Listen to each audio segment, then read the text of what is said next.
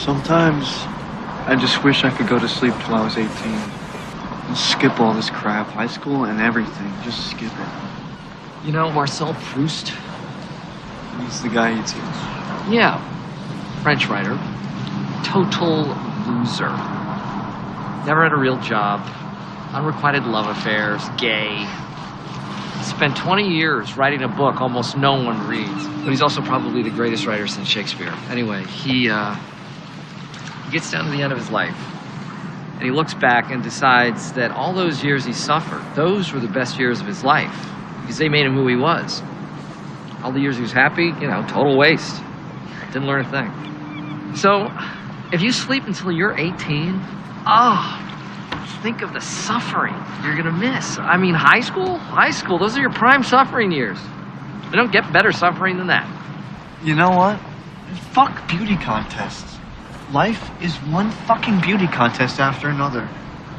School, then college, then work? Fuck that. And fuck the Air Force Academy. If I want to fly, I'll find a way to fly. You do what you love, and fuck the rest. Glad you're talking again, Dwayne. You're not nearly as stupid as you look. I know you're tired. I know you're hurting. And I wish I could say something that was classy and inspirational. You can do it! But that just wouldn't be our style. Welcome to Project Reclamation, where you rebuild, re-energize, and reclaim your life.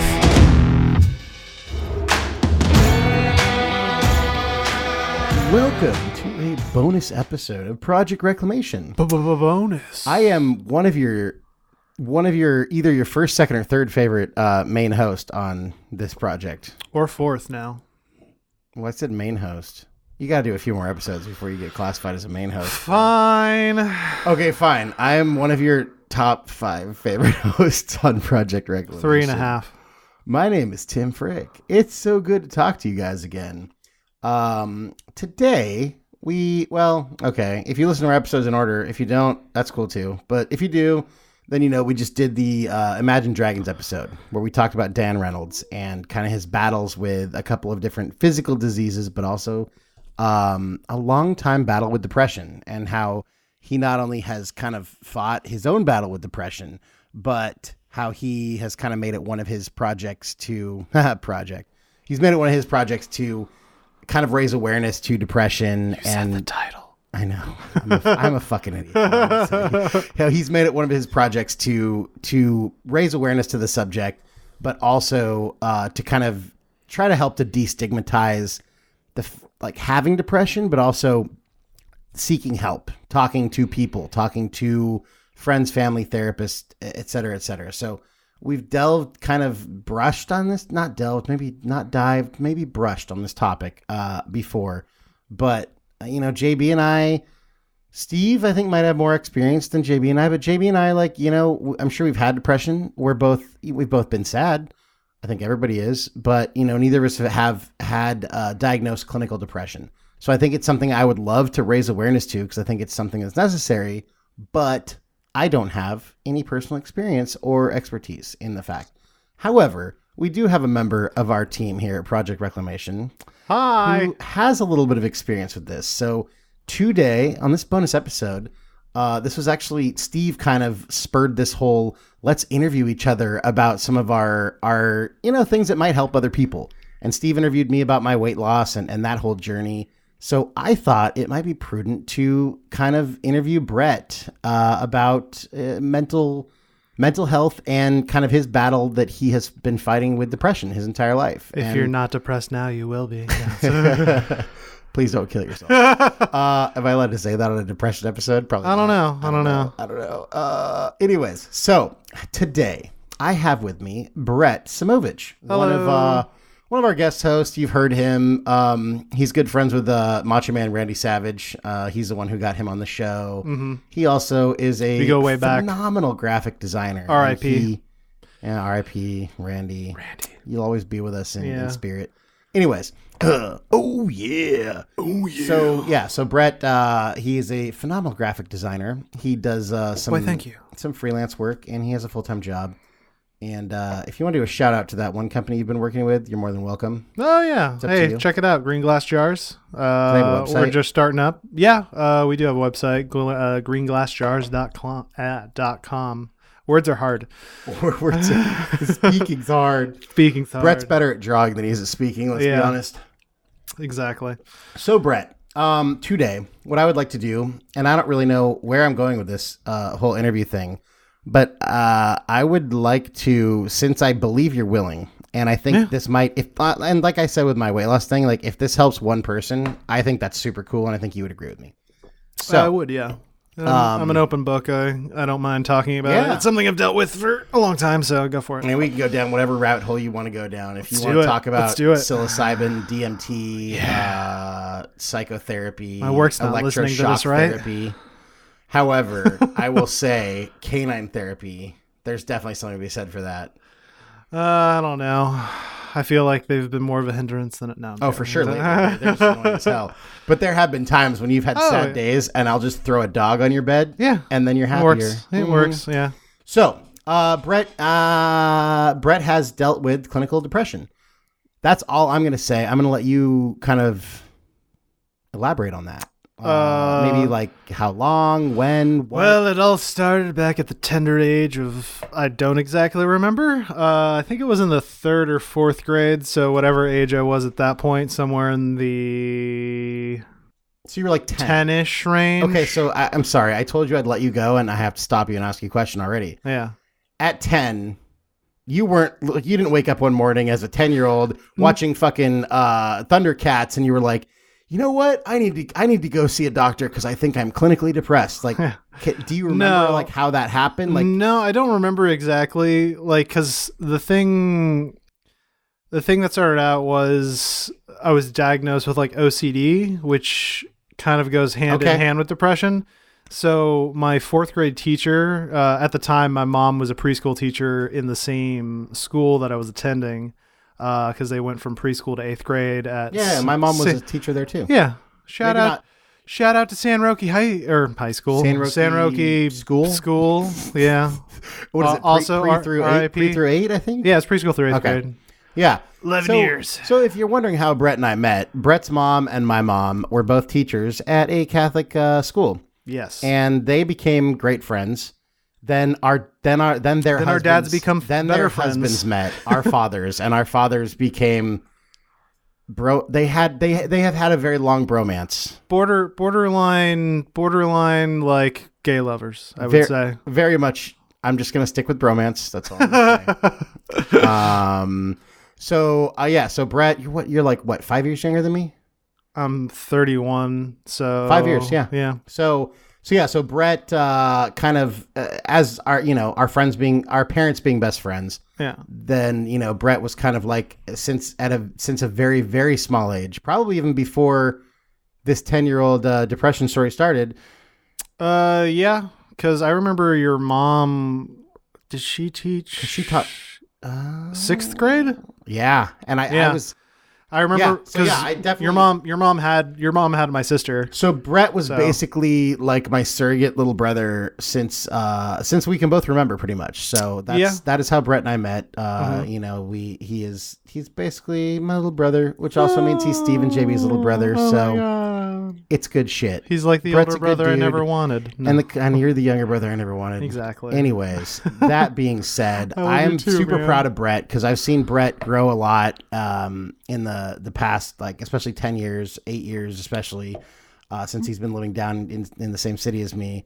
And I think that you've done a ton, and a lot of it was kind of stuff that you were open to seeking help and doing kind of, I would say, conventional things for your depression, but you've also, I think it's super cool that you've also done a lot of research and you've experimented with some unconventional ways of dealing with depression.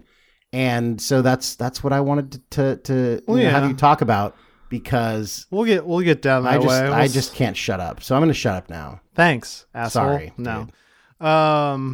Those are very kind words. I love you too. No, it all so started back in the 4th grade. So unbeknownst to me, I didn't find this out till I was a lot older, but so apparently my since my mother was a preschool teacher at the same school I was attending, and my 4th grade teacher talked to her. I don't know if you guys remember those STARS testings, the shitty things you had to do like once a year in every Is that grade. one of those like standardized? Yeah, things? the standardized, All right, here's your cool. little booklet. We're going to do math. And then like, this is going to determine whether or not somebody gives us funding or not. I think you're absolutely right, actually. It's basically what it was. Basically to make sure like everyone was doing their shit. So I remember doing this 2 at a time. Was so basically, if you remember those, it was like, choose between A, B, C, or D. Excuse me. And my teacher noticed that I was lagging behind everybody. And so she kind of kept an eye on me. And then she noticed the reason why I was lagging behind is because I would go back to answers I had already bubbled in, but then I would second guess and go and erase that answer, even if it was the right answer, and fill in the wrong answer. So she brought that up to my mom, and then she said you should probably go get it checked out. We went and I guess it was a child psychologist, therapist, whatever, I'm not sure. She did the whole 9 yards, the IQ test, yada, yada, yada. Do you remember what your IQ is? No, I remember it was high, but more than average, but not like genius. So that was the fine portion. So second guessing yourself on one of those tests is a sign of like OCD? It can be. Allegedly? It can be, but like, there's one thing to second guess. I feel like everyone will do that on a test that they're not sure of an answer, and they'll go like, no, it's this. But I guess I was doing it in an extreme aspect. Okay. All right. And then at the time too, I'm not sure when it coincided, but then that's when like the hand washing thing kind of started. So I was like, You still do that? Not as much now. Like I don't. The eczema on my hand is more thanks When you to my say mother's OCD, genes. I can't think of. I know you have had some hand washing stuff Mm-hmm. at some times, but like as of recent times, like I can't No, it think of any observable OCD things. No, it doesn't really affect me anymore. Okay. Most of my OCD things are internalized. I'll get to those later. But and then it got to the hand washing, and it sucks too, is like being at a young age, but then also like growing up, puberty and all that other shit, not knowing. So it's like kind of tacked onto it. Not to like be like, oh, woe is me, but so I would my mom would use I'd used to have to wear socks on my hands, and my mom would put Vaseline on them because I would wash my hands so much that they'd crack open and bleed. That's how. Dude, that's kind of a shitty time because I feel like the most confident, like well-adjusted, mentally healthy person at that point in their life, like you're just kind of starting puberty, you're in like middle school almost. Yeah. Like that is the most unconfident, uncertain time of your entire fucking life. Oh yeah. So you add in like any other factors there, and like I don't know, I can imagine that'd be rough. I mean, It makes it way worse. Yeah. But it's so like going through that and then the hand washing thing. But before, one of the other things that was kind of like the nail in the coffin, I don't remember this happening, but I remember I used to do it. I don't remember the exact time. So I was taking a shower, and I used to have this really stupid impulse now that I think about it because I'm older and realizing it. But so when I would so my mom noticed that I was in the shower for like 40 minutes, which is like, I don't do that. And she like knocked on the door, and then she opened it, and then she noticed that I was basically washing the shower walls with the washcloth or the loofah or whatever, because you piece of shit, you laugh at me. How dare it? No, it's funny. It's funny. Yeah. And I was basically like in this weird, like, whole, I was just thinking how I kind of wish you were still OCD, because then our place would be place would be cleaner. Yeah, exactly. Or like at least one of us were. Or the dishes would be clean. Right, Yeah, exactly. right.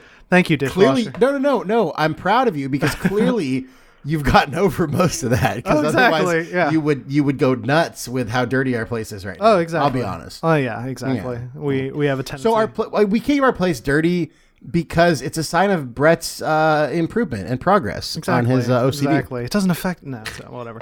But so she came in and she was like, "What are you doing?" I'm just like, "I have to clean it. I can't. It's not clean. Like I can't get clean if the walls aren't clean," kind of thing. So that was like the nail in the coffin, where then we went back, psychiatrist, all that shit, tried a bunch of different drugs. Do you remember which ones they were, if you don't mind me asking? There's one or two I don't remember. The one that I found that worked was Prozac, which I still take now, which is Fluoxepan. But I was also taking Abilify at the time too, which I think we stopped because the weight. Abilify is like it's one of those like, hey, we'll tack this one on and this will I don't know. They use it more as a booster. I can't remember exactly. It's either that, it might be it's either an antidepressant or antipsychotic. I forget. But they tacked it on with the Prozac because it's like they were at the time. I don't know if it's true now because it's been such a long time since I did take it. I stopped taking it because I gained a lot of weight on it. Mm-hmm. So isn't that pretty common with a lot of them? Yeah, with a lot of antidepressants and other stuff. Is it just because it's funny too. You look at things just like it's either extreme weight gain or extreme weight loss. I'm like, wish I had the weight loss, but oh well. So are you still taking Prozac now? Yeah, I still take Prozac. Yeah. So how long? Do you remember when you started on Prozac? When you figured out that was the one that worked for you? I don't remember which one exactly. I think my mom, I talked to my mom. I remember we got samples. I was too young to really realize what anything was. The only reason I remember Prozac and Abilify was because those were the two that I did take for a time that actually worked. So by the time you got to high school, were you already did you already figure No, I was still taking the Prozac at the time. That's what I'm saying. You were already on Prozac in high school by the time you got to high school? Yeah, no, I was already still taking Prozac. I'm confused. You said already still, because aren't you still now? Well, I said already still. There have been a few times where I have not complied with doctor recommendations and stopped. Oh, okay. I wasn't aware of that. Yeah. That's okay. So it's really not. I don't recommend it. If you're going to do that, you need to talk to your doctor or a therapist or whoever prescribes your shit. And I kind of think it's like quitting a job. It's not. Well, hold on. Let me finish my thought. It's kind of it's not a smart decision to quit a job without another job to go to. So if you've talked to your doctor and you have another drug to go to or another plan, if it's a medically, I may be talking way out of school here. I don't know if that analogy really works. Because what you're supposed to do is because there's other people who take these because when it comes to depression, you have people with clinical depression, but then you have with just something they probably are going to have to live with for the rest of their life, or they could get better, who knows. But then you have other people who it's not clinical depression, but it's still depression, but it's usually for smaller periods of time. So more like a temporary clinical depression versus a yeah. So if you're getting prescribed a drug, doesn't that make it clinical depression? No, not necessarily, because there can be underlying factor. You could have something traumatic happen in your life, death of a loved one, losing a job, or just a string of different things that can cause people to fall in that loop, and they seek out that help, and they end up taking the drug to kind of get back on their feet. But then once they do it, it's kind of they take it for X amount of time, but then they're able to get off of it. Okay. So there's a gal I work with and she has taken Xanax before when stuff was very crazy in her life. Yeah. Xanax. And she needed Xanax for a small period of time just to kind of get through the shit that she was going through. And then she got off of it. Yeah. And then recently, work has been stressful, kind of drowning her, I would say. Yeah. And so she went to her doctor and got, but she and him are very in sync that it's a temporary thing. Yeah, I believe Xanax an antidepressant. No. See, I get antidepressants and anti-anxiety mixed up. And no, then sometimes Xanax is an anti-anxiety, I believe. Okay, then that makes sense actually for her. There's different ones because you have SSRIs, which are selective serotonin reuptake inhibitors. Yeah. And then you have a little science lesson for you. Dopamine, serotonin are two of the chemicals that your body releases that kind of they give you alertness, happiness, euphoric, happy feelings, awake feelings, that kind of stuff. So, for instance, like an MDMA or ecstasy, it just dumps all your serotonin out at one time. That's it. Now, cocaine is a dopamine reuptake inhibitor, which means that it doesn't release any extra dopamine, but as your body releases dopamine, your body reuptakes it. So it releases it and then sucks it back in, releases it, sucks it back in. What the uptake inhibitor means is that it actually keeps anything you release, it stays out there, and it keeps your body from reuptaking it. Now I know why people do speedballs. Why? Well, because you said cocaine is It's a dopamine reuptake inhibitor. Yeah. Oh, inhibitor. Oh, sorry. Yeah. So it inhibits. So the funny thing about cocaine, if I were to go do some cocaine and then lay on my couch and watch TV, not much would happen because it doesn't actually release any extra dopamine. It just keeps all the dopamine you do release in your system because it inhibits your body from taking it back in. Whereas, like a MDMA, aka so that is right. So okay, so because like when people do heroin, they do speedballs, so they do heroin. Yeah, you mix heroin and cocaine. or meth. It depends. Yeah, because isn't that okay? Finish your thought though. I'm not. Does that mean that it makes the heroin better? Like as far because it's it cycles it together. I don't know exactly what heroin does. Well, heroin is just fucking opiates. I understand that, but I don't know exactly what I got to be honest. I know it just hits your pain medication. Well, no, it just hits your. It basically. I have some experience with opioids. Your experience with opioids is fucking surgical, dude. Let's not leave that out in the I ether know they were all medically prescribed. Yes. Thank you. I have not broken any Brett laws. Did he tried Dilaudid once because he had appendicitis. It was and magical. He loved it, and that's great. I fucking hate it. I understood as soon as they already had the IV. So basically, I got appendicitis. Waited a couple days, woke my mom up at 1:30 in the morning, said like something's not right, you need to take me to the hospital. Took me to the hospital, couldn't do the surgery till the morning. This shady looking nurse, like 5 o'clock shadow, like somewhere probably in his mid 40s, put it in the IV and then just like, cool, awesome. He's like, I'll be right back and get you some drugs. I'm like, whatever, just make the pain go away. And he came back. He's like, all right, what I'm about to give you is really good shit. It's just like, this is really good shit. With this drug comes great responsibility. And I didn't say this out loud. I wish I did, but I thought it to myself. I'm like, thanks fucking Uncle Ben. Just fucking give me the goddamn shot. And he put it in the IV since it was already in me. And he's like, I'm just giving you 1 milligram. And I'm like, okay, whatever. And I felt it course through every vein in my body like a blanket of warm. And I breathed in. And I'm just like... I'm like, this is nice. And then he's like, cool, I'm going to let you rest. And then he closes the thing, turn out the lights, and I laughed to myself for 20 minutes. And then they hadn't told my mom, who was waiting in the waiting room, what was going on. So she came back. And when she came through the curtains, I'm like, hey, what are you doing here? She's like, I drove you here. It's like, sorry, I'm really high right now. This shit's awesome. And then I think I saw you about 12 hours later. Yeah, that's when I was probably, or if it was after the surgery, then it was... it was the day after the surgery. Oh, then that was the morphine. That wasn't as good. Oh. Yeah. See, the only time I had the opportunity to... So I've gotten some... I've gotten pills. So it was either Oxy or Norcos. Vicodin, probably? No. They were it was they were. I think I got Oxy one time when I tore my quadricep, and then I got Norcos one time for when I had heroin. Dental surgery. So neither of those. Now the only time I ever had the opportunity to take Dilaudid was when I had my gastric bypass surgery. But here's the thing: I was fucking miserable in the hospital, and I wanted to get out as soon as possible. And I knew I was in a lot of pain, but I knew my pain was gas pain. Because when you get any sort of laparoscopic surgery, they fill your abdominal cavity with CO2. So you have these gas pains. And I knew a couple of things because of research and because I just happened to be in the medical field. I knew that any sort of pain medication wouldn't help gas pains. I also knew that they would probably make me pass gas before they would release me.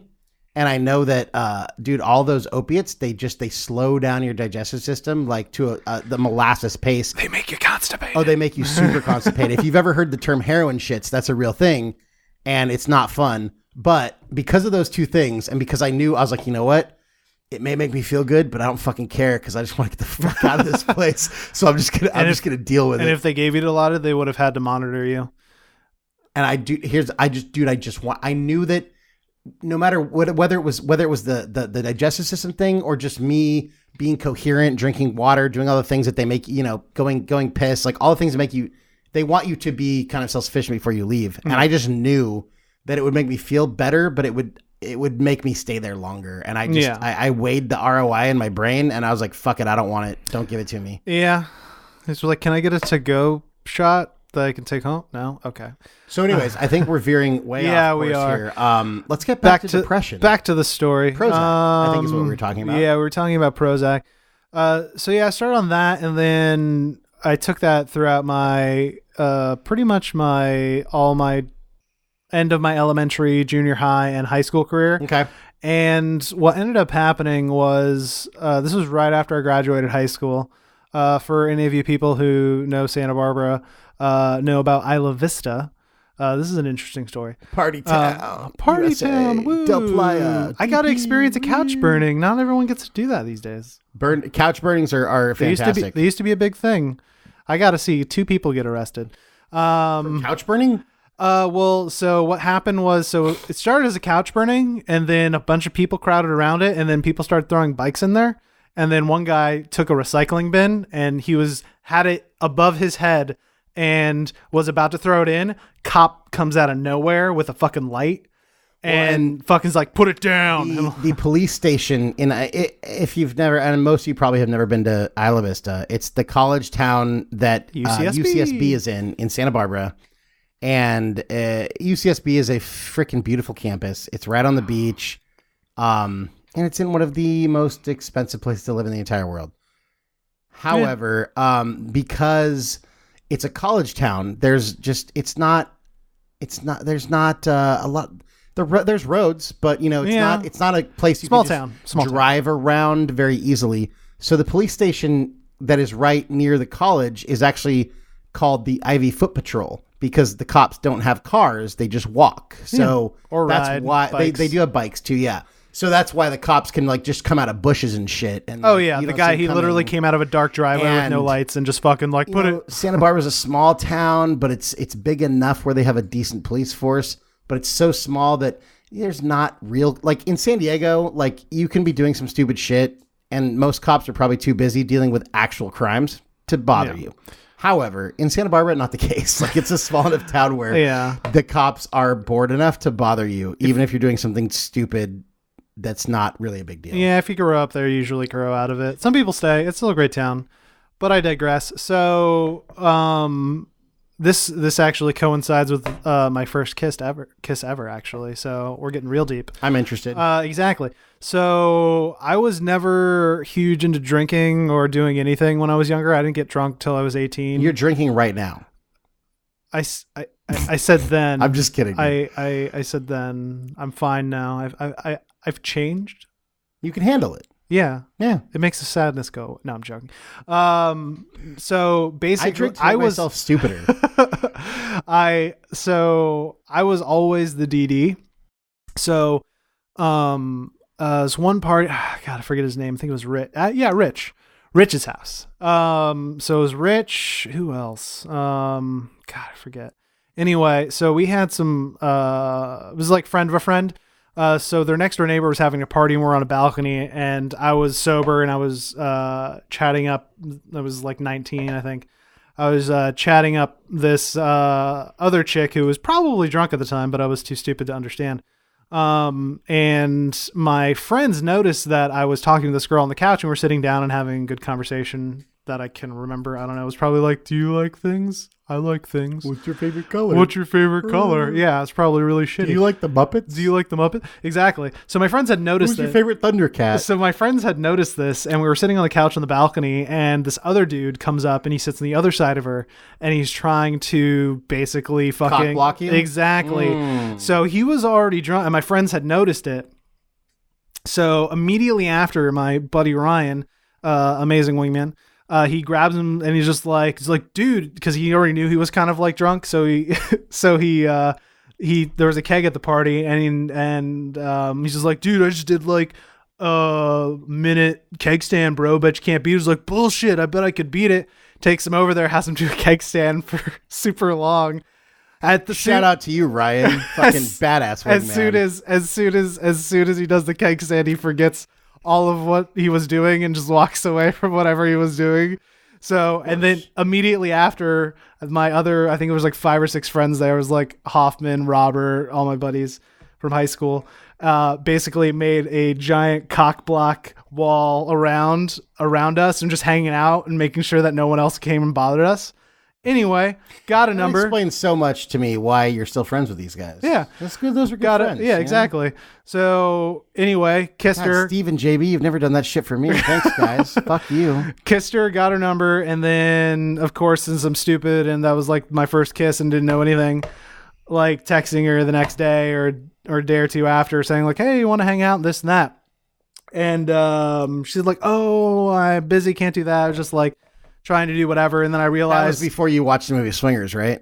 I've never seen Swingers, actually. Dude. So I... After that whole thing and I like have talking to failed my as a big friends... brother if you've never seen Swingers. Clearly. Vince Vaughn. He's still cool. But so anyway, after that time, I got super depressed because that was like my first kind of like rejection. And I remember going to work at Game. So that was kind of like a trigger, if you will. Yeah, kind of. So, well, a trigger, kind of something positive came out of it, but it was not the kind of right way to go about it. Okay. So I was still taking my meds at the time, but I got super depressed. And what ended up happening was I'm like, just basically contemplating, was like, why? I'm like, am I not good enough? Blah, blah, blah, blah. And I remember I was at work and I had to go to work. I was working at GameStop at the time. Terrible company. You should never go there. I just remember that I went there and I was still just depressed at work, just going through my bullshit. And I realized like I didn't even eat or do anything. Like I hadn't eaten all day. And I was about 325 at the time. That was like my heaviest. So what if you were like a ideal body, like let's say 10% body fat, you would probably be what, 230? Somewhere around there. Lowest I got was like 220, 225. Okay. I didn't really measure my body fat. I'm just saying, like you're a tall guy. You're what, I'm 6'1"? I'm 6'1". It's not terrible, but I was always well proportioned. Yeah. But it was still 325. I'm trying to give perspective to people who are just listening. No. So you were probably 325. You said 325 is what I was. You could have lost, like you were definitely 80 pounds overweight. You could have. It was more than that. I think possibly 100. Yeah. Okay. So I remember going through all that shit and realizing like I haven't even eaten today. I'm like, and then I thought I'm like, and weight had always been an issue for me. I'd tried losing before when I was younger, but it was just too hard, so I gave up. And then I realized I'm like, that wasn't that hard because like my depression had kind of like acted as a barrier between it. And then I realized like, oh, I can do this. So I basically just like flipped a switch. Now, let me ask you a question, and this may be a hard question. And I may ask you a few of these. Can I Sorry. finish? Well, I'm going to do this. Sorry. It was a barrier, but was it also maybe an excuse? What? Or a crutch maybe? Elaborate. I'm depressed, so I can't lose weight. No. You can say no to this too. No, that was definitely no. I used to do the whole "woe is me" thing. It was like a whole, because the thing with depression is like you have it and it's not necessary. It makes things that you should do or you did enjoy that much harder to do. I've never been diagnosed with clinical depression, and I don't know that I have it. I don't think I do. But I think there's definitely also, there's a certain, and I think it's a very kind of unique kind of depression that comes with being overweight. And it's a depression that also gives you a lot of excuses. Yeah, no, being... So maybe, so you were probably dealing with like kind of a double whammy on that. Yeah, because because I had depression, OCD, and then also I had absolutely no self-confidence because I was super overweight. Dude, it's too bad you couldn't have like, dude, if your brain was like a car, if you could figure out how to like rewire, or like a computer, like reprogram your OCD to like help you lose weight, like yeah. I don't. Well, I kind of fuck this washing hands thing. I want my OCD to only react to like things that help me lose weight. I guess for a time it did because.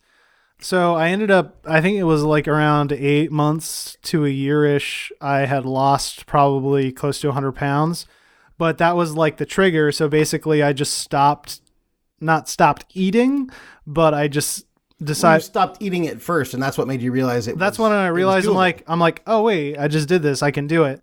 So what I did is I just like set up times where I started like going on runs, riding my bike like at least every other day, and I stopped eating shit. And I like set up things like, okay, if it's because I used to be one of those, like, you know, when you're younger, you're out super late and it's like 2 a.m. It's like, we're going to go get burritos. That sounds amazing. Let's go. So I stopped doing that. And then I like gave myself, even if I was out with friends and they were eating, I told myself, okay, if it's past X time, I'm not going to eat. Oh, look at you with your intermittent fasting before it was even before it was even cool or a thing. Yeah. So by doing that, working out, and then just like cutting out all the bullshit that I was eating. So at this point, you're like 20. Yes. Ish. Yeah, I started when I was 20. Have you has your first I'm going to stop using my drugs thing happened yet at this point? Yeah, that's actually when it coincided. So when I stopped, when it was kind of like hand in hand. Okay. So right after high school, and then that all happening, that's when I stopped taking my drugs, which I possibly could have actually helped with the weight loss. Stopped using your drugs during the weight loss, before the weight loss, or after the weight loss? It was like in the beginning. Okay. I think it was like right after high school, so it was around the same time. How long was this period that you stopped taking your meds? A year-ish. Oh wow, okay. So that's a long time. And I didn't. So you lost all that weight off of drugs. Yes. All right. So cool. I did that, and then I never told my mom, and she said, like, don't ever fucking do that again. She didn't say the fuck. Your mom did not say fuck. Yeah. No, exactly. no. I've only got her to say it once. Love you, Lisa. When I scared the shit out of her once. I don't think my mom has ever said the F word. I used to hide behind the front. Do you think my mom has ever said that? I don't think she has. Probably. And I'm sure she has, but yeah. So I ended up stopping taking it, which probably helped with the weight loss, just because with Prozac it can add weight gain. So is Prozac an SSRI? Yeah. Okay. So why would it contribute to weight gain? Does it make you less motivated? I don't know exactly. I just know that a lot of antidepressants. Right, no, but I wanted your, like, from your experience, because Prozac's a weird thing, because if I took a Prozac right now, it wouldn't do anything. Like, it has to build up in your system. You have to take it for like 2 weeks. You won't notice anything for at least 2 weeks, and it's usually not one of what I call the zombie drugs. Like 6 to 8 weeks. No, it's not. It doesn't. It just goes to, and let's be honest. One of our dogs, our little girl dog, Paige, since she was a puppy, she just has the worst anxiety. Like very neurotic. She's very neurotic. Like our boy dog, Jax, he does not give a fuck. He's the laziest dog I've ever met. Like, he doesn't listen. He would rather sleep than anything. We love him to death. He looks kind of like a black Falcor from the Neverending Story. Mm-hmm. A little bit. Yeah, a lot of bit. Yeah. But Paige, his little sister, she is just neurotic as fuck, and she's very loving and very sweet, but she's so neurotic, and I feel uptight. When she was younger, she just, it was like she wouldn't even sleep because she was afraid she would miss something. Like, she always had like one eye open, and we just felt bad for her. So we tried all these like herbal supplements and different doggy things, and finally I was talking to the vet one time, and I was like, isn't there like a doggy Prozac? And she looks at me like I'm a fucking idiot, and she goes, yeah, it's called Prozac. I was like, oh, okay. So Paige, for probably 2 years, was on Prozac as well. So Brett and I think Paige, when we actually ran out, you went into my supply and grabbed a couple. I think you guys both did that. I think you took some of Paige's one time. I might have. And I think Paige took some. We definitely did that. Yeah. So yeah, they were literally on the exact same prescription. Maybe hers were less milligram. Maybe not. I don't know. Well, no, she probably had the lowest dose. I think it was like 5s or 10s. Yeah. Or something. So like that. So I stopped doing it. I was feeling good. And then this is back when I was City College. And what? So was it like you know what? I could probably do it without this. Or was it like, you know what? I feel good. I don't need this shit. Was it like an arrogant thing, or was it? I don't even remember. I just stopped. Okay. I think it was almost like almost accidental. I don't know, either accidental. Like, I think I just missed a couple days. I haven't taken a few days, and I feel pretty good. So like, yeah, I guess. And then it just became like maybe. And this weight loss is going a slight form of self-destruction. Yeah, I don't know. Yeah. I don't really remember, but anyway, so it was at this time. I think it was probably like 21 or something. And I was driving home from school, and I was listening to the radio, and Linkin Park song came on, and I just started breaking down crying for no reason. And at this point, you had no idea that Chester also had severe depression. No, of course not. It's kind of an ironic. Semi? I don't Instance. know. Yeah. Do you remember what song it was? It was either Breaking the Habit, I think, or either Breaking the Habit or I think it was Breaking the Habit. So that came on the radio, and I just started breaking down and crying, and I didn't know why. And then I sent out this super emo text, and I wish I had kept it, to like 3 of my really good friends at the time. And it was the same text, and I sent them all individually. Basically, from what I remember, it was just like, why do I feel this way? Blah, blah, blah, blah, blah. Am I a good person? Something along those lines. Like, and I wanted some sort of answer from my friends. And one of my other buddies, Ryan, he asked me, I think he already knew, just like, I think he either said like, is like, did you stop taking your meds, or like, hey, you know, like you should probably get back on them. That's an and insightful friend right there. I don't remember exactly, but so it was big the whole thing, and after that, that's when I got back on them, and then things were fine, and then I gained a little bit of weight, but not a lot. Then I got into a relationship. Then you know what happens in a relationship. You stop trying, so you gain more weight, and then that ended, and then finally I just lost a little bit more, but I was still like 295, and then found like keto stuff and started doing that. Well, that's very recent. Yeah, You that's just fast forward to like 15 years of your life. well, yeah, pretty much my college career it was like a long distance thing. It was more a learning experience. I was like glad it happened because I was able to learn, but also it was the same.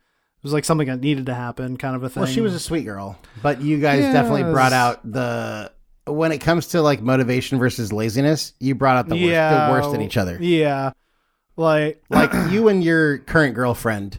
You guys will get up before noon and go do yoga and go out to lunch and go on a walk and do this. And she's awesome. We don't walk. No, we don't walk. You might walk from the car to the lunch place, but fuck you, dude. I'm trying to pay you and your girlfriend a compliment here. Yeah. The particular girlfriend in which we may or may not be speaking of from the past, you guys would just lay in bed all day. Yeah, a lot of the time, and like watch a movie and do a lot of stuff. Yeah. There was no making each other better, at least in that respect. No, and then like it was just one of those things. Like it was my first relationship, so it was like the first time people was like, "Oh, someone wants to have sex with me." Well, like I might have to edit that out in case your mom listens to this. Yeah, exactly. Like someone wants to have someone loves me. Oh, someone loves me. Okay, yeah. Hold on, let me make a slap. I don't care. It's like, oh my God, someone wants to have sex with me. And so that and we were together for about 9 months before I actually moved out here to San Diego, and then we were together for another. Yeah, and then we were together for another 2 years. So it was like 2 years of long distance. So we were actually, and she was the one that actually broke it off, which I'm glad because I was too much of a pussy to be able to actually do it at the time. Her breaking up with you was like me getting fired. Probably, yeah. Something that needed to happen. I wasn't going to do it. You weren't going to do it. We weren't going to pull the trigger, but it was one of the better things to happen to us, period. Yeah. And then I went through my pseudo promiscuous phase, but realized that I didn't really get anything out of it.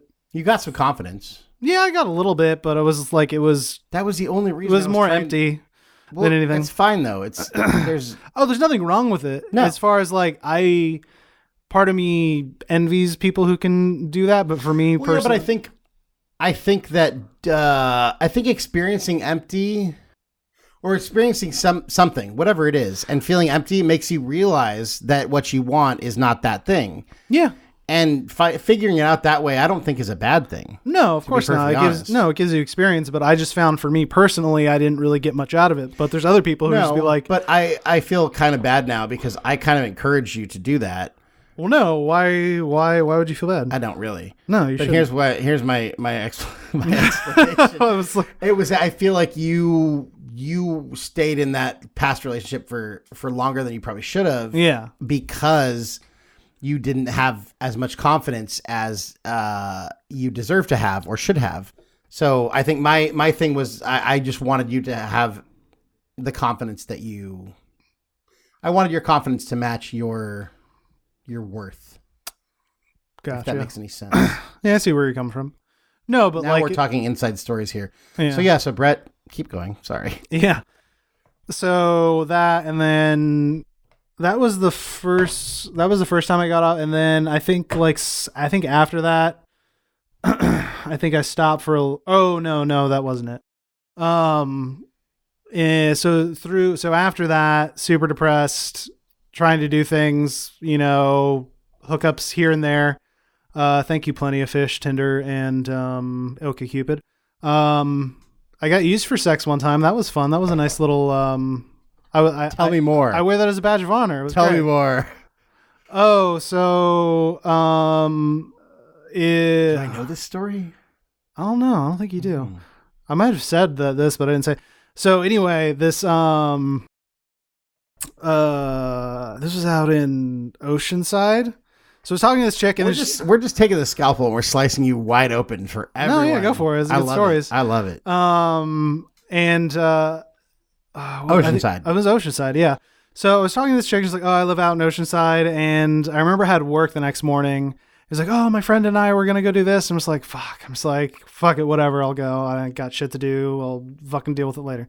And so I went out there and met them at a pirate bar. I've heard it's literally a pirate bar. I don't remember what it was called, but there was pirate shit everywhere. We might need to go back there. I don't know. And so I met up with her and her friends there.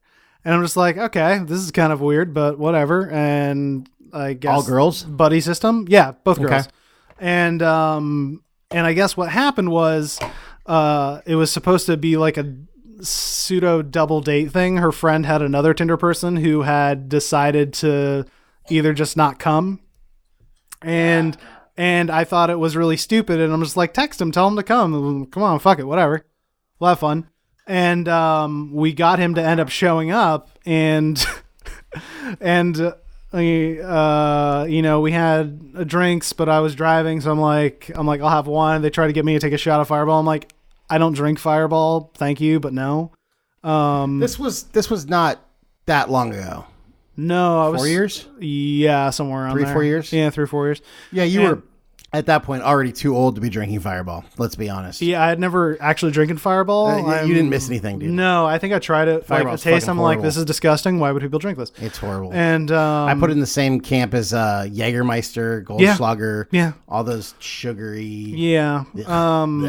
So anyway, we end up leaving them. It's like, oh, we're gonna go back to you guys want to come back to their place? Sure. So we go back to their place, and the girl I'm hanging out with, we're hanging out on the couch, and then things kind of get like more silent, and she's giving me like kind of the sign like, hey, let's go back to my bedroom kind of thing. And I think there was at one point where one of the girls actually put a box of condoms on the dining room table, and or was that after? I think I got them in the beginning because I wasn't expecting this. This was my first, like, I had literally met this chick 2 or 3 hours ago, and there's like, oh, one of them like, oh, this is the first time for me. I do remember this story. I was so proud of you. Yeah, and and I'm a horrible influence. Exactly. And so we were hanging out on the couch, and the other guy, who was significantly more attractive than me, like way more, like he was like built like but he was wearing glasses and some other like military. I know, it was weird. And so they were sitting on the couch, and like he couldn't take a hint of like what was going on, and I had already understood, and I was like this close, and you make that. You can't see what I'm doing, but he's got his index finger and his thumb about a quarter of an inch or less apart. I was this close to just like getting up, and someone was like, I forget their names, but that's just awesome, dude.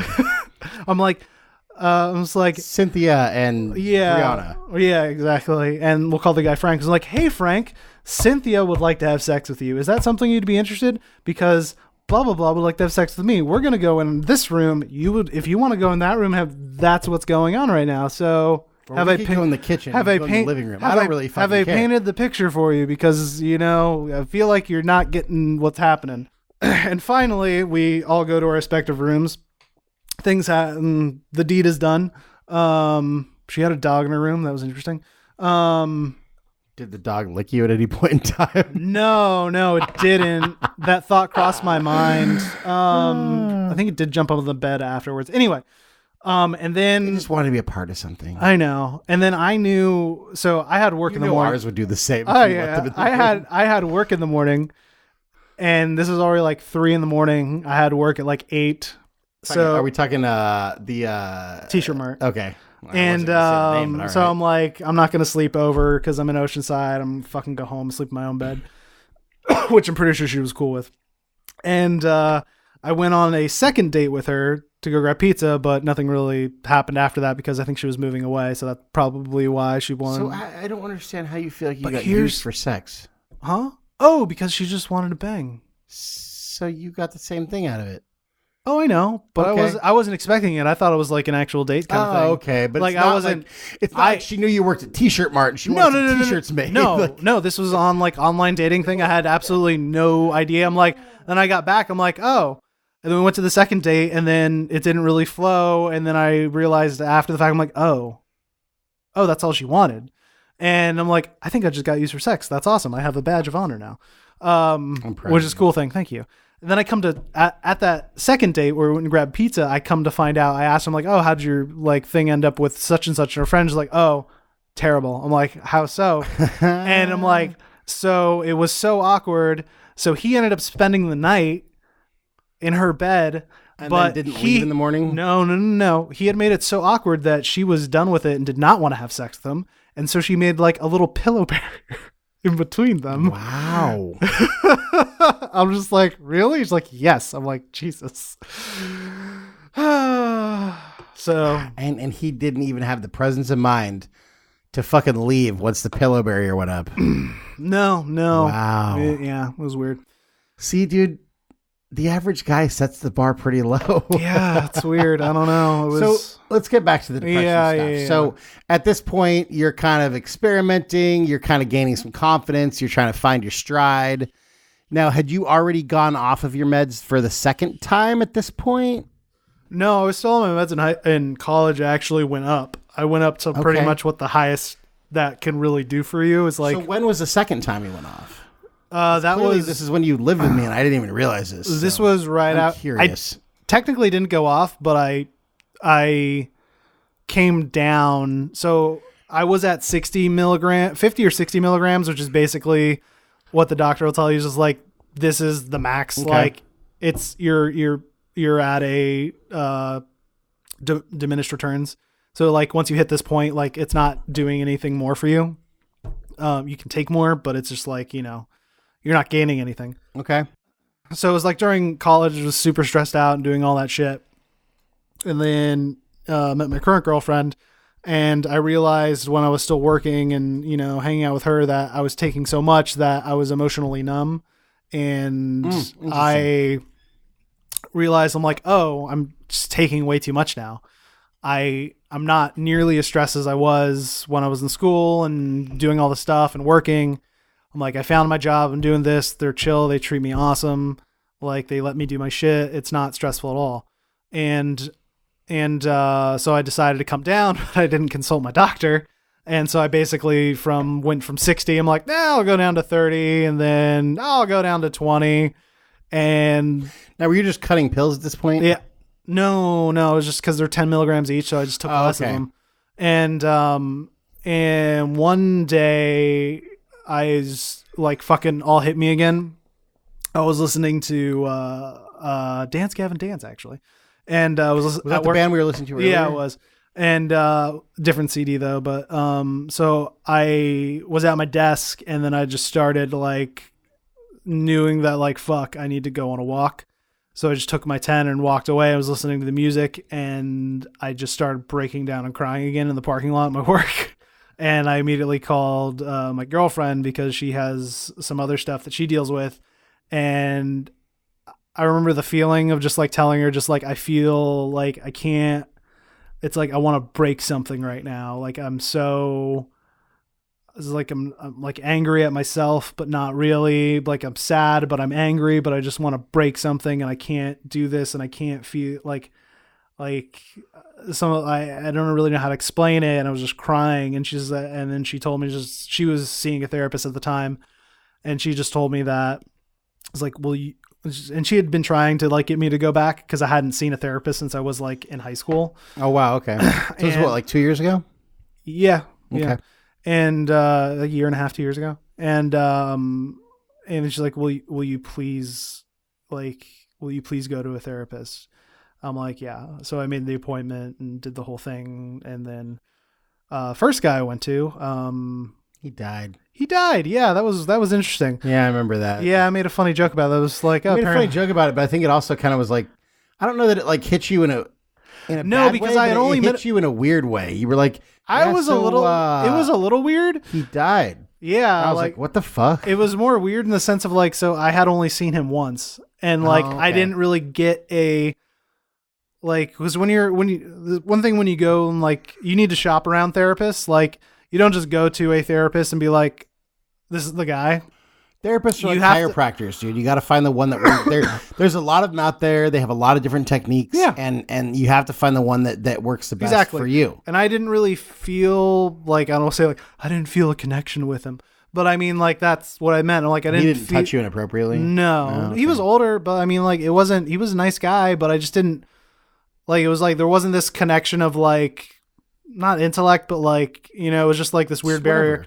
But also, it was the person you're supposed to pour your shit out to. Exactly. Yeah. So I decided, I'm like, well, that was just the first time. Let me give it another shot, because I'm like, that could just be the first. We didn't really talk about much. It was more or less like, you know, and I made another appointment, and the people called me and was like, oh, sorry, such and such is called out because he's sick. Can we reschedule? I'm like, yeah, sure. And it's like, I'm not sure what I can. Give you guys a call back in a couple days. I'm not sure what my schedule is. It's like, oh, sure. So I called them back like, hey, I want to reschedule with such and such. And he's like, oh, so I'm sorry, but he passed away. I'm like, what? And I was like, yeah, I'm like, really? I'm just like, yeah. So apparently, how old was he? I think he was in his like late 60s, early 70s. That's not that old. No, it wasn't. So apparently what happened was, I come to find out from my my other guy, who is my therapist now, told me the story. So apparently what happened was he had gone on a cruise with his wife for vacation. They had come back, and I guess he had picked up a bug and just thinking that it was, you know, whatever. During the night he was coughing like, and keeping his wife up, and his wife told him like, it's like, hey, can you go sleep in the couch? 'Cause I can't sleep with you coughing. And he was like, yeah, sure. And it was fine. Went to the couch, fell asleep, never woke up on the couch. Yeah. Fuck, dude, that's crazy. So that brings us to like almost current times. I have a few things I want to ask you or cover with you. So I'm going to go over all those right now, and then we can go through them in whatever order you want. You have a book that you brought to the desk here. So I'd like to talk about that, because I know that one of your therapists, I think it was one of your therapists that gave you a handful. Current one. Yeah. Okay. So he gave you a handful of books to read. And I think this is the one that you think is the most helpful to someone who's looking for a book to read. Yeah. I'd also kind of like your insight on when you're looking for a therapist, if you have any insight on what to look for, or like, since you found a guy who works for you, like what advice would you give on that? And a couple other things I want to cover is your experience and your thoughts on diet and exercise and how that's affected your depression. And the last thing would be, and you can say no to this if you want, but I know that you've experimented with some non-conventional therapies. And that may or may not be legal in certain aspects. Sure. But then also maybe some other things like yoga. I know you literally just went to your first yoga class today, so I don't know if you have any thoughts on that. But maybe like, you know, chiropractic and just general, like how you feel when you wake up versus like how your depression levels are. I don't know. Yeah. Let's start with that one. So I know you started going to a chiropractor. You got a hurt shoulder. Yeah. But he also kind of like helps your other shit. You go to the same chiropractor I go to. Dr. John's awesome.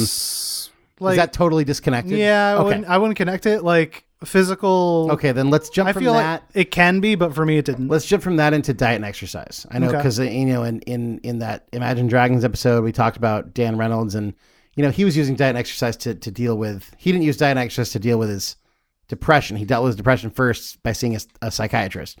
Then he dealt with his physical afflictions through diet and exercise. But I'm sure the two are linked. But I know that you've said in the past that when you're eating clean and you're exercising, that helps. So can you kind of go into that a little bit? Yeah, no, it does help. But it's one of those things where it's like it's just an upwards battle, because with depression, it's really part of the whole things is like it's difficult to do things that that will help you, but then also it hinders like you being able to do things that you love. Like for me, I love art and I love drawing. I love doing anything art related, playing video games, doing this.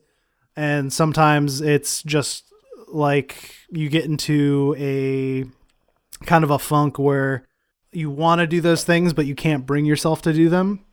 And it's either just depression itself or like other, hangups you have. But that's one of the main things of depression is if like you find yourself not being able to do the things you used to love to do, and they don't seem like, not that they're not fun anymore, but you can't bring yourself to do them. Okay, let me stop you right there. So diet and exercise can certainly help with depression. No, it but can. you have to deal with it on some base level to be able to do those things. But that's what I'm saying. Or want like, to do those things. Yeah. Okay. So being able to do those things, like you have to still overcome that aspect. Like for me, I'm not a huge fan of working out. I found that the way I eat, like with keto, is something that really helps. I'm like, oh, meat and vegetables, I can do that. So I was able to like start with that way, but now I've kind of plateaued a little bit. So now I'm going to need to start working out a little bit more, which I don't know. I feel like, besides a certain amount of people, there's, people who say like they actually do enjoy working out, and that's totally awesome. But I feel like it's a lot harder for people to like take that first step. And it really is like a lifestyle change. And, it just becomes like you have to kind of like turn it into a habit. So you have to find something that works for you, and then you have to find a routine that you can feasibly continue with. So I've been able to find like a diet that actually helps me out. Now I need to find like some sort of workout routine that I can implement in that. And it's just all about like, taking one step at a time and figuring out what works for you, because I found out that the keto works phenomenal for me, but that's not necessarily going to be the thing that you need to do. You might find out that, more calorie restriction or portion control or eating something versus something else. Like there's a bunch of different diets out there.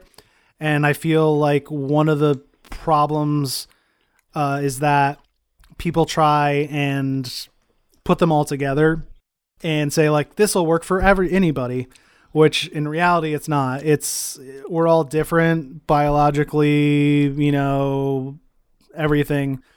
One thing will work for someone else, but it won't necessarily work for the next person. So if something doesn't work for you, don't get down on it and just be like, okay, this isn't working for me. Let me try something different. Cause whether it's Weight Watchers or something else, different strokes for different folks. Everything, it's not a catch-all for anything, but people try and market dieting as a catch-all, like this will do everything. But no, you hit it on the head. It's there's no such thing as a diet. Everything is a lifestyle change. And yeah, if you're trying to lose 30 pounds and then keep it off, you're gonna have to be slightly more restricted to lose those 30 pounds than you are once you're trying to keep it off. But find the diet that you feel like you can live with. And I totally agree with you there. Exactly. Yeah. And no, diet and exercise definitely has help. But also I feel like just part of it too is experience, like going through it.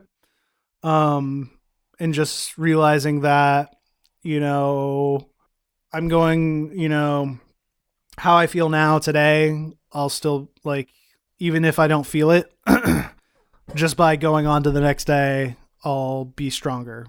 Like being able to level up and be like, no, I'm progressing as far as like you never really notice it from a day-to-day basis, but when you look back on it, on how you were, whether it's depression or anxiety or anything else, you use your own personal experiences and you realize, oh wait, I have become better. Like it just kind of like eventually gets to a point where you're like, you can look back through experience. Okay. So whether it's like in the moment or it's retrospective, do you kind of take a David Goggins approach to things and kind of embrace like some of your bad days?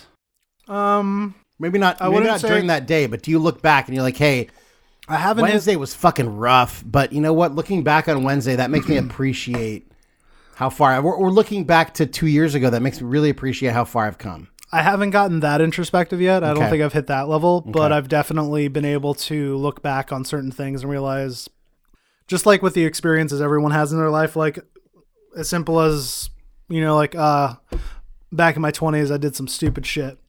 You kind of think of it in the same way as far as like how you used to think of yourself or where you were, and then you realize, oh wait, no, that was fucking stupid. Like it's just. I guess what my question is have you looked back and have you had any days that maybe during that day you thought it was like, God, this is my fucking worst day ever, but looking back on it, you almost appreciate it, and you're like, wow, like I've come so far.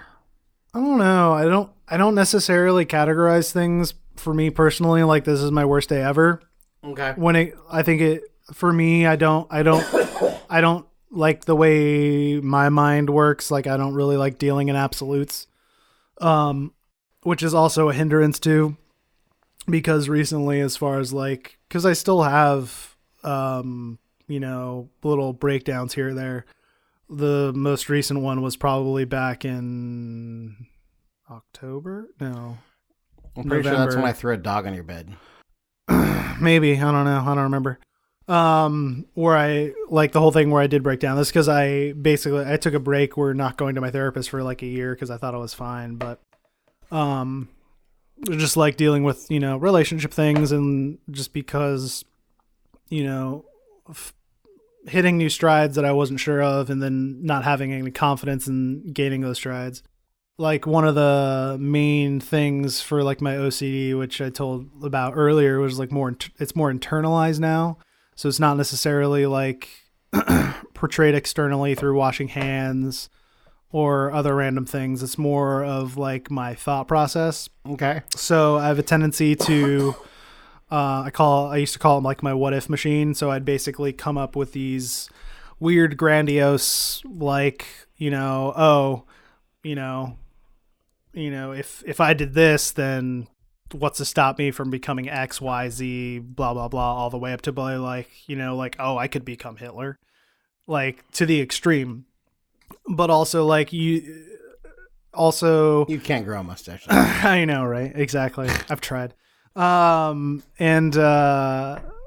just going through those, and it's like a self-destructive thing because I'm basically chipping away at my self-confidence and telling myself that I'm a terrible person for thinking that or this or that. But as like going through therapy and things like that, and reading through this book that I have called Feeling Good by David D. Burns, MD. I recommend. We'll cover that in a second. I recommend everyone picking it up. But Quick question. Yeah. It sounds like there's been multiple times when you've made decisions that you may kind of regret.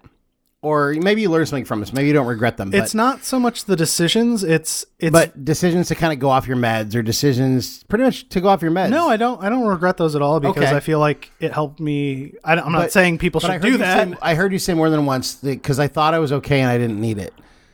Are you kind of over that? Are you kind of to the point where you're like, even if I feel okay, I'm not gonna. No, I'm okay and I don't need it. Are two totally different things, or. I think it's different. I think it's gonna go with each individual person. Like I've been told. You personally, like next time you feel like, hey, you know what, I'm good. Are you gonna try to go off your meds again, or? I probably will. I had talked to my therapist about it, and but with medical consultation this time. Yes, like doing it the right way. Well, I think that's a lot different, though. Yeah, it is because I feel like yours comes from a place of, I don't want to say arrogance, but it kind of is because I feel like. Yeah. I lost a bunch. You lost 100 pounds and gained it all back. I lost 150 pounds 12 years ago and gained it all back. And I think a lot of that, how it started was kind of arrogance. Well, I lost it. I'm good. I don't need to do the things I was doing anymore because I've lost all this weight. Well, it comes down to like it's maintenance. People don't think like once you lose it or once you fix something or whatever that you don't have to maintain it. Okay, so we mentioned this diet wise, but so mental health wise, same thing with mental health. So when like we agreed there's no such thing as a diet, it's a lifestyle change. Is mental health kind of the same thing then? Not necessarily I would staying on Prozac, but working with your therapist to come up with a plan. Yes. Whether that's to stay on Prozac or to siphon off of Prozac. Yeah, in that aspect it is, as far as like not to like say like, oh, you're weak, you're taking this or whatever, but no, it's all individual in the sense like even when you are taking the meds or doing this, like you still have to maintain it's still maintenance. That's part of the maintenance. If you're on Prozac or something and someone tells you you're weak for that same asshole is probably on blood pressure medication. So you can tell that guy to go fuck himself. Yeah. Because it's no different. It really isn't. Anyways. But it just comes down to a personal decision you make. So let's get into some kind of I guess advice to people who may or may not have even been diagnosed with it, but feel like they might have some sort of depression. Because like we said earlier, if you can help one person, I'm just here to ask questions. But if your experiences can help one person, like then I feel like you and I, mostly you, did a huge service to the world. So you brought this book from your bookshelf to the desk. Yeah, so then clearly this book has some meaning to you. Tell us a little bit about this book. So this was recommended to my therapist along with another one called Brain Lock, but this one is called Feeling Good: The New Mood Therapy by David D. Burns. And even if you don't have clinical depression or any other things, I feel like it's a good read just for being able to, if you have confidence issues or things like that. I'm still on my way of reading it. But it breaks down. Would you say that I would benefit from reading this book? Yeah, I think so. So anyone? I think anybody would, because it kind of breaks down all the negative aspects of like in a logical sense, which I prefer, but it's not Game of Thrones or anything. But I mean, there's plenty of times where I've read this book where I'm just like, fuck, I do exactly that. And by reading it and seeing like someone say like, no, the reason why you're thinking this way is because X, Y, and Z, and here are a few techniques to, help you not do that.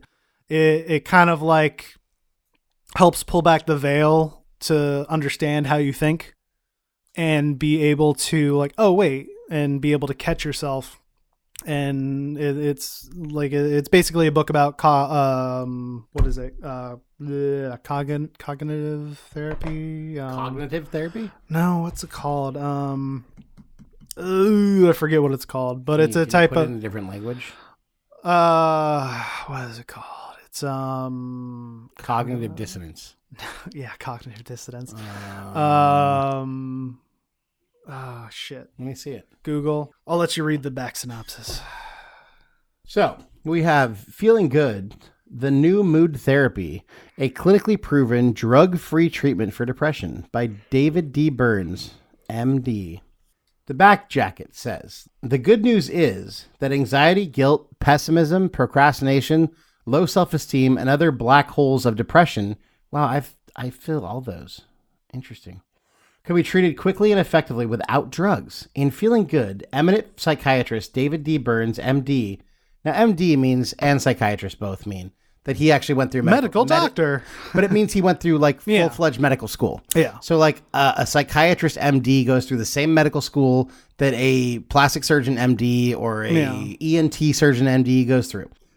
I'm just throwing it out there, In Feeling Good, eminent psychiatrist David T. Burns, MD, outlines remarkable techniques that can lift your spirits and help you develop a positive outlook on life, enabling you to recognize what causes your mood swings, nip negative feelings in the bud, deal with guilt, handle hostility and criticism, overcome addiction to love and approval. Interesting. Build self-esteem, feel good every day. Included in this edition is Dr. Burns' Consumer's Guide to Antidepressant Medications. Feeling good feels wonderful. You owe it to yourself to feel good. So, just reading this, like, I feel like this would help anybody. because I know that I'm not comparing myself to you or anyone to anyone, but I mean, these are all feelings, and maybe mine aren't, clinical depression status. Maybe they are. I don't know. But I've felt all these feelings. Oh, yeah. I could use help with all these things. No, everyone. I would like to recognize what causes my mood swings. I would love to nip negative feelings in the bud. I'd love to deal with guilt. That's probably just being raised Catholic, but let's be honest. I'd love to handle hostility and criticism. I mean, I think I've kind of... I've felt all these, and I feel like I've made strides in most of these categories, but I feel like this would help everybody. So yeah, dude, you're right on. I kind of want to read this book now. When you're done, I want to read it. I don't know what your word you were thinking of, though. Cognition? No, fuck. Behavioral something therapy. I forget the word. You got the internet machine in front of you? I have a phone. Words are hard. Tim is currently typing on the phone. He looks... enamored. Types of behavioral therapy. Cognitive behavioral therapy? Yeah, I think it was Cognitive behavioral therapy is extremely popular. It combines behavioral therapy with cognitive therapy. Yes. Treatment is centered around how someone's thoughts and beliefs influence their actions and moods. That's the one. It often focuses on a person's current problems and how to solve them. The long-term goal is to change a person's thinking and behavioral patterns to healthier ones.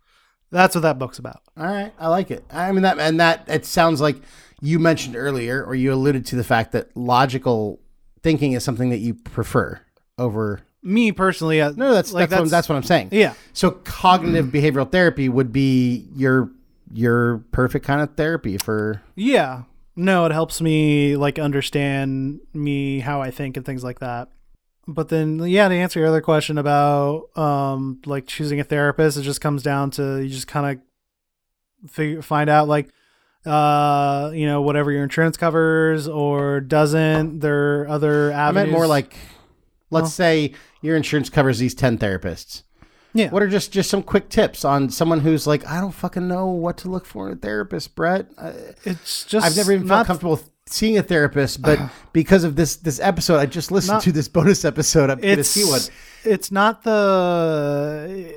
Is it a comfort level? Yeah, it's a comfort level thing. Like someone you have to be comfortable with the person you're talking to. Okay. But also you have to understand, this isn't, it's like a friend without being a friend, if that makes any sense.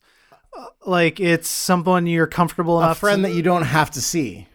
Or that's not going to talk to your other friends. Kind of. I feel like you have to be comfortable enough to talk about things that maybe you wouldn't talk to a lot of your friends about. Yeah, friends or family. Like someone you have to be comfortable with, but then also part of the things why my new therapist I like, because he has a tendency to bring out allegories and other things like that, and more intellectual things for me, which I enjoy.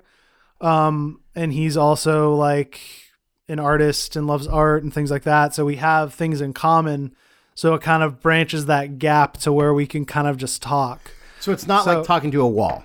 Exactly. Yeah. You have to find somebody that can elicit a conversation. Yeah. Like the ones you see in the movies where it's just well, how did that make you feel, Jared? Is fucking stupid. It's not it's like that. If I had one of those therapists, I'd just be cool, I'm never coming back to you again. You're boring as fuck. The two therapists that really entertained me, and I don't know how realistic it was, but I feel like they were pretty legit, was the one that Tony Soprano sees in The Sopranos, because that's kind of a huge part of The Sopranos. Yeah. And then the one from the show Lethal Weapon, which I wish had gone more seasons. You watched a few episodes. Yeah, I watched it. It was good. It was good. The guy who played Mel Gibson's character, Martin Riggs, was fucking fantastic. Yeah, it's unfortunate him and apparently him and Damon Wayans just didn't get along, because their chemistry on the show, as their character chemistry was great. Yeah, but apparently, personally, they couldn't fucking hack it, and then they ruined a good show. So you know what? Fuck you, Damon Wayans. Well, I mean, takes two to tango. I don't remember the other guy's name. He's just Martin Riggs. I don't know. Martin Riggs, yeah. It was Clace Crawford. I think that's his name. Clace Crawford? I don't remember. Anyways, dude, whoever he was, fucking, dude, You play it great, Riggs. It was a great 2 seasons of television. And Damon Wayans, he played it good. He played Murtaugh, he played a great Murtaugh. I'll be honest, I thought the whole concept of them coming out with a Lethal Weapon TV show was fucking stupid. Then So I watched did it, I'm I. like, oh wait, this is actually And then entertaining. I watched it, and it was very interesting. And the gal that played the therapist was Jordana Brewster. She's been an actor since she was actress. Since she was a teenager. She was in some like teenage dramedies, something like that. I don't know. Dramedies. But she also, I think she played Paul Walker's love interest / wife / Vin Diesel's sister in the Fast and Furious franchise. I believe. I could be wrong. Pretty sure. Maybe. Do I need to look this up? So a couple more things. Actually, let's just jump right to. Yeah. I'm going to skip the whole psilocybin thing unless you want to talk about it. I don't care. Then we won't. I mean, do you have like some evidence or anything? Is it No, or is it just I kind of noticed like a little bit like a change. I was like microdosing with some stuff, but I noticed a little bit of change. I know that it's as soon as weed becomes more legalized around everything. I think Oregon is trying to put it on the ballot for this coming up or their next coming up election to legalize psilocybin. Well, and I think the medical community in general is actually doing quite a bit of studies to try and get it to be on more ballots. No, yeah, there's more medical studies going along. That's the cool thing about it. I'm not, it's, do at your own expense. I tried it out. I thought I noticed some benefits from it. It's definitely one of those things where you have to start very small and figure out what's going on. I did a lot of research on it beforehand just to, check things out. If there was any negative side effects of this or that, how it was going to affect meds, and there's certain meds that you should and shouldn't. So if you want to do this, I recommend, it's up to you. You have to do the research and look into it. And it's not, this whole thing isn't about like just, getting high and, tripping balls. The whole point is like to try and find another avenue of seeing how you become better. And for me personally, I wanted to try out to see if because I had heard things, shout out to Joe Rogan, about JRE. We love you, man. Yeah, You're awesome. Everyone loves Joe Rogan. Well, I know, dude. I know. 30 million downloads. 30 gajillion now. I'm just one of many. I'm not fucking But that's original. where, that's a cool thing. Like I like listening to because I learned things, and that's where I learned about psilocybin and microdosing and things. So it's, I waited a long time. And I'm like, I want to try it.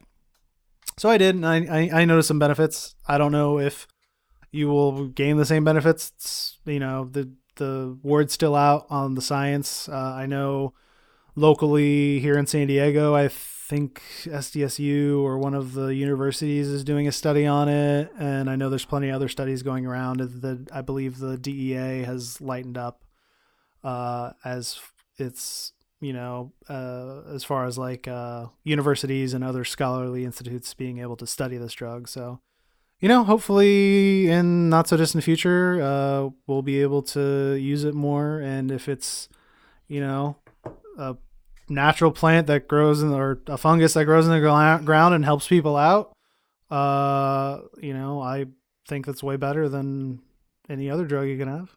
I agree, man. Yeah. So lastly, let's just kind of go into, let's say one of the people listening to this is someone who feels like they are depressed.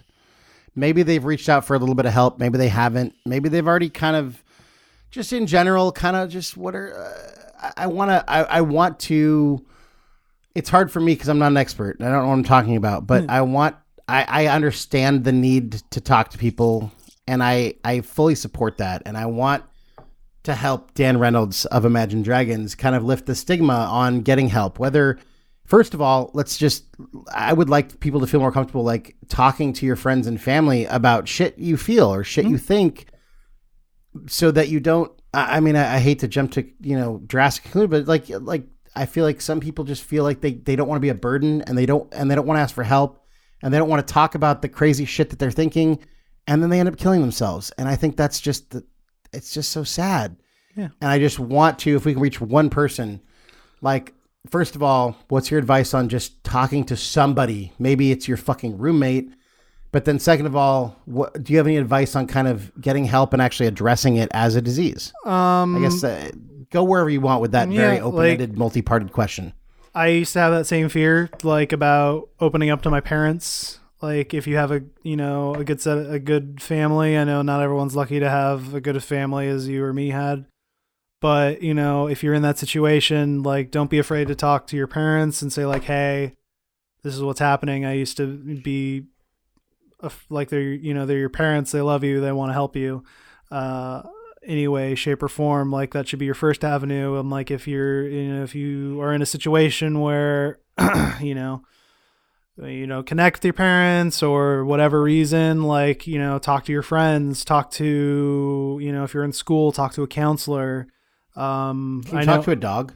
Huh? Yeah. This is a serious question. Whatever helps, man. I mean, like, they're not going to talk back, but like we have two dogs. Our dogs are awesome. Sometimes do you ever just talk to the dogs? Not really, no. Yeah, me neither. But I mean, like if sometimes it's just about getting it out, and not even if it's a person, like if it's a pet or something, like that can help too. But I mean, ultimately, if you might get I feel like you might get a little bit of like relief from that, but I feel the ultimate thing is you really need to consult with a professional. And there's plenty of outlets for you to do that too. And, people are worried about being judged. I'm like, I used to worry about this too. I'm like, there is no judgment. This is why they're there. Like, they're there to help you. It's their fucking job. Exactly. Let's be honest. So whether it's like, whatever outlet, whether it be family, whether it be friends, whether it be, if you're in high school or college or anything like that, or any school type thing, talk to a counselor. High school, you talk to a counselor. College, they literally have a health, like is it mental health or health and human service? Yeah, they have someone you could talk to. No, for free, I for dealt free. exactly. Okay. I dealt with them in college. It's great. Well, let's say someone wants to see a therapist. Have you ever done the over the phone thing? I've never done the over the phone thing. Do you think it'd be helpful though? If that's, I think so too. Like if someone's if maybe you're too nervous or just uncomfortable. If I would say if you're more comfortable talking on the phone first and doing that, that's totally a viable option. Even I think people do Skype videos now too and things like that. But there's plenty of services out there. You just literally just get in the old Google machine and just, type it in like, hey, blah, blah, blah, blah, blah, feeling depressed, therapist near me or this or that. Like, all right. Just. And if you have a job and health benefits, most jobs, most health benefits have an EAP. Is that what it's called? Employee assistance program. Yeah. You have an EAP program, and most of those come with, you may be able to see a therapist for free a certain amount of times in person. And you could almost definitely talk to a therapist at least a few times, if not unlimited times, over the phone. Mm-hmm. I've actually done that. Yeah, and it was better than nothing. Yeah. No, I think any little bit helps, but it's ultimately comes down just you just finding that one therapist who works for you, and then being able to open up to that person to figure out what the problem is and how you guys can fix it and make yourself better and happier. So my totally unprofessional advice is there's nothing wrong with taking medication. There's nothing wrong with talking to people. It's better to talk about stuff than to hold it in. And there's certainly nothing wrong with seeking professional help if that's what you feel that you need to do. Yeah. I've done it. Brett does it. Lots of people do it. But I'm going to kick it to you, Brett. Final thought. What is your final message, advice, whatever you want to say to the listeners? Maybe specifically to people who have some turmoil or some possible thoughts that they might kind of have some afflictions, or maybe they've been diagnosed or not diagnosed. Just in general, what's your advice, buddy? To anyone who's feeling like they have depression or that they are depressed. Yeah. I guess my first thing I'd tell you is that you're not broken. Even though that you feel this way, it's not true. You are a good person. You're not broken. You have worth, even though that you don't feel it at this moment in time. But you you should, if you get any message from this, and if you do have former depression or anxiety or any other mental qualms that you're having trouble dealing with, there's no shame in talking to somebody and being able to help you figure it out and work your way through it, because that's just life. Like we all have issues, we all have things that we need to deal with, and sometimes we just need to talk to somebody. But sometimes we just feel that either we're too weak to do it, or they're gonna judge me or this or that. But these people aren't here to put you down, they're here to bring you up. So don't try and hide away from it. Try and get in there and take care of the problem, and become a better you. Be the person that you can be, and the person you deserve to be, and love yourself. That's something I struggle with every day, is just like just going through the emotions and realizing like I need to work on loving me. And I feel like that translates to anybody, whether it's somebody who's severe depression, anxiety, or if you're the most confident person in the world. There's always going to be days where you don't feel that way or this, and then you just realize like, it's like, I just need to love me a little bit more. I like it. Well, I think it falls under, one of my favorite analogies of all time, in case you haven't noticed, if you listen to this shit regularly, is the oxygen mask in the airplane that's going down. You have to put your oxygen mask on before you can help others. And that's because if you don't take care of yourself and you keep trying to help other people, you're just giving them shitty help, and you're a shitty version of yourself. And it's not fair to you, and it's not fair to anyone else. So couldn't agree more. So take the time to take care of yourself. And whether that means doing some yoga, working out, or just taking some time to yourself and watching some TV or doing nothing, or if it means seeing a therapist. And I think the one thing you didn't mention, but I think you've had this issue, is the whole issue of being a burden to the people around you. Yeah, does that play a part in it too? Yeah, it does, because I realized that almost seems contradictory, but like I realized even though that I'm seeking out the help of these people, I still realized that the part of the reason why I was feeling this was with me. So I understood that the base root of the issue was with me, not with everyone around me. And during the time when I was like asking people like, am I a good person, or trying to gain like some sort of acceptance through them, I realized that was only a temporary thing. And the more I did it, the less amount of time it lasted. And I realized that, even though I'm going to these people for help, I still needed to change something in myself, or the way I thought about things, to be able to actually become better. So like, it's one of those things where like, this is the first step to doing it, but then you get to a point where you realize, okay, it's almost like you have to take some sort of, you got to take some self responsibility, in the sense where, like, okay, this is me. I know all these people have love for me, confidence for me, and want the best for me, and I want to accept that. But I understand that the root problem is that it goes back to the whole, like, I need to love me. I need to be able to accept myself. And that is going to be the foundation for you to become better, is people giving you that confidence, but then you realizing that you yourself need to help lay down that foundation, and you need to help build it up from there. It's not something external that people just give to you. It's something you truly do have to work at, but when you do it, the gains you get from it and everything are, totally worth it.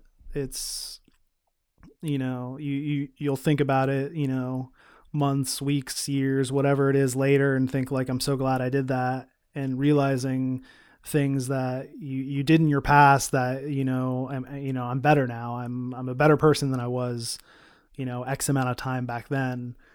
and that'll ultimately help you grow as a person and help you be able to deal with whatever issues you have, whether it be depression, anxiety, etc. Well, I absolutely could not have said it better myself because I have no idea what the fuck I'm talking about. But I think, we've gone over an hour and a half, so we're going to wrap this. How does Joe Rogan do this? I don't know, man. But, dude, thank you. I appreciate it, Brett. I really appreciate your openness. And I hopefully some of you guys got some stuff from this because, this is coming from someone who's been through it, who's going through it. I mean, I don't know if this is true or not, but I'm just gonna compare it to like if you're kind of dealing with alcoholism, you call yourself a recovering alcoholic. You never call yourself a recovered alcoholic because it's always a battle. And like it is. Me, I'm always gonna be a recovering fat guy. You too, I guess. But it's one of these things like. Every change we make in our life for these type of things, for be it mental health or weight loss or whatever, is a life. It's a lifestyle change. It's a life change. It's about just progressively getting better and better and better. And if sometimes, and here's the other thing with addiction or other things, like they tell you that you're gonna relapse, like pretty much guaranteed, like you're gonna, and that's okay. They understand. We talk about this every day. Whatever you're trying to do. Whatever goal you're trying to accomplish, you're gonna fail. Yeah, you're gonna fail a lot. Yeah. I heard a really cool. I think it was Muhammad Ali quote the other day. It was, "You can knock me down 7 times, and I'm gonna get up 8." That's a good one. I like that because you're gonna get knocked down. And if you think you're gonna make it to whatever the fuck you're trying to make it to without getting knocked down, like you're kidding yourself. Yeah. And there's Rocky, the quote from one of the Rocky movies. I think it was Rocky Balboa, the last one, not the Creed one, whatever. It doesn't matter. But it was like, it's not, life is tough. Life is the toughest thing you're ever going to fight.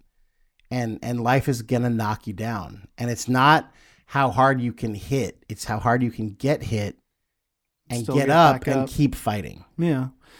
Like one of my things too, I think that goes with anything. If you're trying to diet and lose weight, you're going to fuck up. If you're trying to deal with mental health, you're going to fuck up. Yeah. If you're trying to build $1 million company, you're going to fuck up. Like, it's just going to happen. But the one who's successful, which I think all of you can be, is the person who can get back up the next day, jump back in the ring, and keep fighting. Yeah, exactly. Yeah. And the thing is like people want to have a negative connotation to failure because no one likes to fail. But the thing is, when we fail, that's when we learn the most.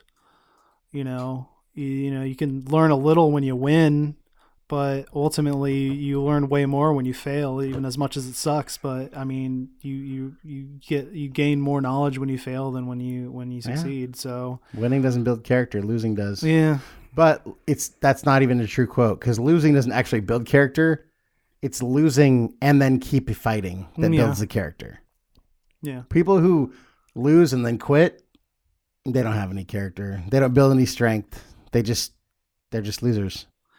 But you know what? I wouldn't go that because everyone gets to that point too. But I mean, everyone. I'm not saying you got to get up and fight the next day or the next minute. It could be there could be a year of reflection. Everybody loves a underdog. Everyone gets back the redemption. But that underdog, that's fine, dude. That's what I'm saying. You can, dude. We've all been there, and you can reflect for as long as you want. But as long as you don't go to your grave having not gotten back up and gone fighting again, that's all that I ask for. And we're all strong enough to do that. Yeah. So that is all we have for you guys today. Hopefully you got something from this. Thank you so much, Brett, for bearing yourself. Of course, anytime. Opening the robe. I'm an open book. Pulling back the curtain. We appreciate it. Oh, of course, anytime. So that's it for us, guys. Right now, enjoy. As JB would say, be good. As Steve would say, I'm not going to lie to you. And that's all I got for you. You guys have a good one. Till we talk again. Peace out. Later. So what I believe you were trying to say is thank you.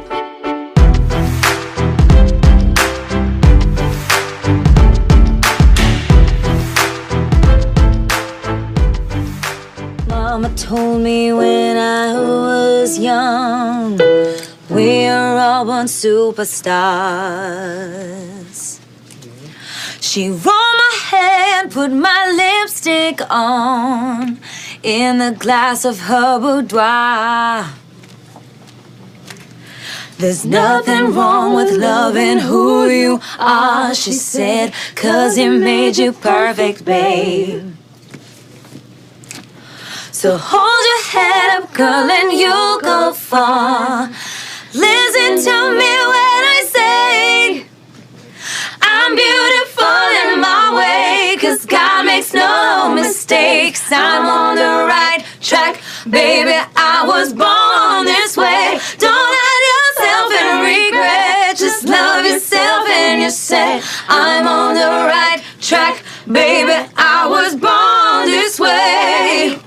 Ooh, there ain't no other way, baby, I was born this way. Baby, I was born this way. Born this way, there ain't no other way. Baby, I was born this way. I'm on the right track, baby, I was born this way. Give yourself prudence and love your friends. Subway kid, rejoice your truth. In the religion of the insecure, I must be myself, respect my youth.